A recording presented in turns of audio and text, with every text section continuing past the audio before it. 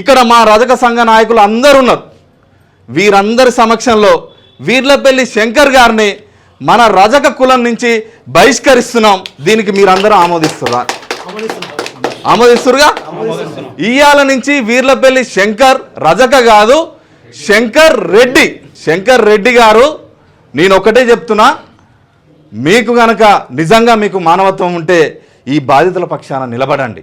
మన కులంలో ఒక అణగారిన వర్గాల జాతుల్లో దాడి జరిగితే కాపాడే నాయకుడే లేడు అనే స్థితికి తీసుకొని వచ్చారు. మాకు ఒక ఎమ్మెల్యే ఉన్నాడు అనే ఒక ధైర్యం ఉండే, ఆ ధైర్యం లేకుండా చేసిరు మీరు. ఇవాళ వీర్లపల్లి శంకర్ రెడ్డికి ఈ రజక కులానికి ఎటువంటి సంబంధం లేదు. ఆయన కూడా కాంగ్రెస్ పార్టీలో రజక అని చెప్పుకుంటే భవిష్యత్తులో చెప్పుల దండలు వేసి, ఎక్కడ కనిపిస్తే అక్కడ చెప్పుల దండలు వేసి, దిష్టి బొమ్మలు తగలబెట్టడం కాదు, చెప్పుల దండలు వేసి ఊరేగిస్తాం, తిప్పుతాం, ఎక్కడ కనిపిస్తే అక్కడ అడ్డుకుంటాం అని చెప్పి కూడా రజక సంఘాల తరపున హెచ్చరిస్తున్నాం.